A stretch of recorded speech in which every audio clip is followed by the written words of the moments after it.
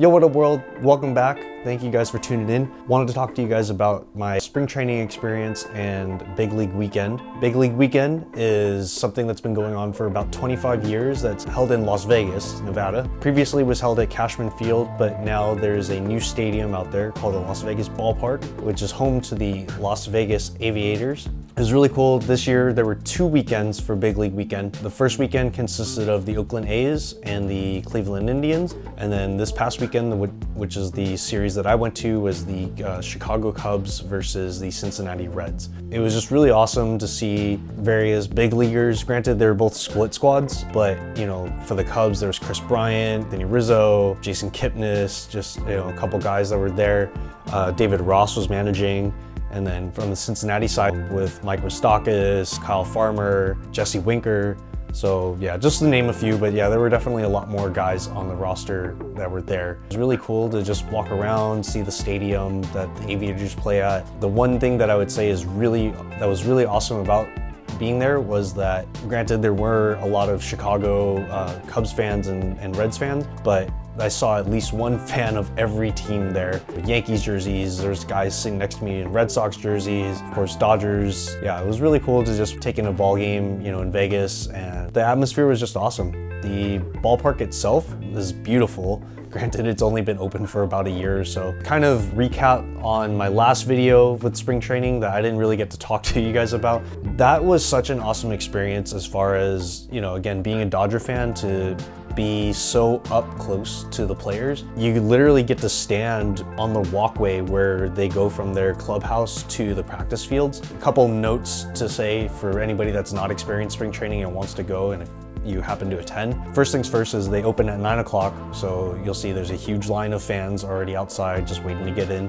If you're looking to get autographs, it's one of those things where, as my suggestion is that you need to stake out a place on the fence and pretty much stay there, to hold your spot, because it gets super crowded as the day goes on. The one thing is though, is as soon as they get up and the players are walking to the practice fields, they don't sign autographs at that time. So you can yell their names all you want, you can, cheer for them or try and do whatever you can to get an autograph, but they're just gonna walk right by you in the morning. It's not until, they're done with their practice that they start coming back.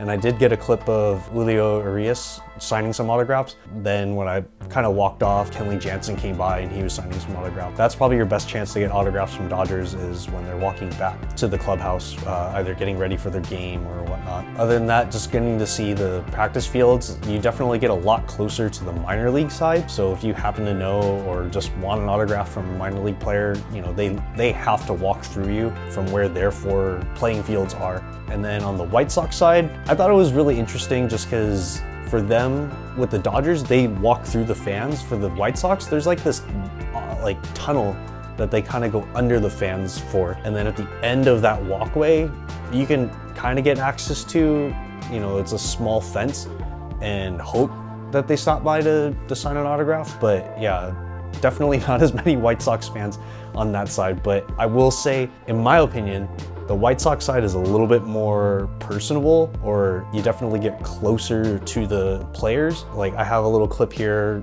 of some of the players shagging some fly balls, getting some work in, and then there was a ball that happened to get on in the corner that one of the players just walked by, and it was just me and 2 kids that you see in the video, and he just tossed the ball over, and it was just really cool to see that interaction, and the fact that there wasn't as many fans. That to me is just interesting to see, from the White Sox side versus the Dodgers side. Yeah, if you're just a baseball fan in general, I'd say, walk to the White Sox portion of Camelback Ranch and you get a little bit closer to the players than you do on the Dodgers side. If you haven't gone to spring training, I highly suggest at least going once, just even taking in a game at Camelback Ranch. That ballpark is amazing. From where we were in our section, which was like party deck, that stadium is just beautiful. Go ahead and check out my other video. So a couple of the pros and cons that I wanted to talk about as far as Las Vegas Ballpark, in my experience, it's a minor league park. It's the capacity of, I think, 10,000 people. But, where you are in relation to, how the ballpark is built, like, you're pretty close to the players, or just pretty close to the action. Granted, again, it's a smaller ballpark, and so you're definitely gonna get that sort of intimacy. high chance of getting a foul ball because there's only pretty much like the one, field level section besides the clubhouse or the suites level. And then just from the outfield portion of it where the home run seats are, there's like the walkway that you can stand around on and, hopefully catch a home run ball. And then there's the pool area that was really nice. Behind the pool area, kind of like a water fountain that kids can play in. And then of course there's the outfield berm that overlooks the bullpens. Then beside there's like these ping pong tables, foosball table, just a place for you if you have a group outing. You guys can, I think you can section that off and have that to yourselves as for your group. When we went, it was about 67 degrees, so I made sure to just get seats in the shade just in case.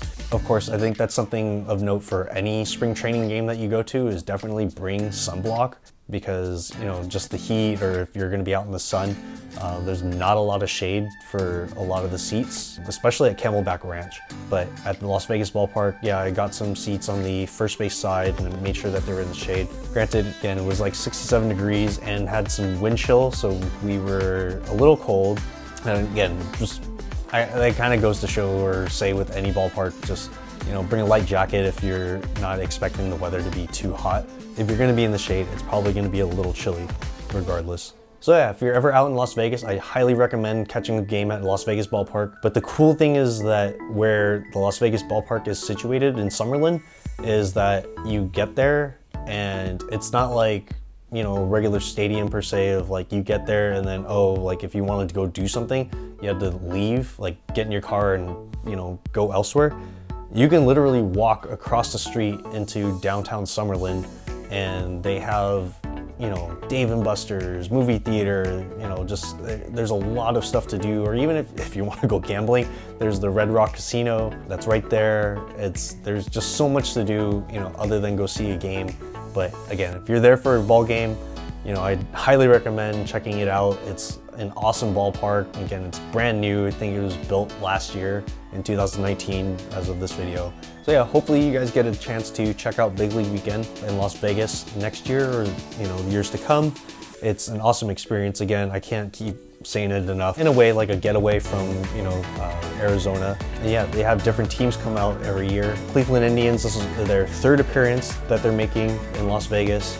For the Oakland A's, this is their 6th appearance. For the Cincinnati Reds, this will be their 4th appearance in Big League Weekend in Vegas. And then for the Cubs, this will be their 18th appearance at Big League Weekend. Something of note, the prices for tickets are generally start at about $50, and then they kind of go up depending on like VIP packages and whatnot.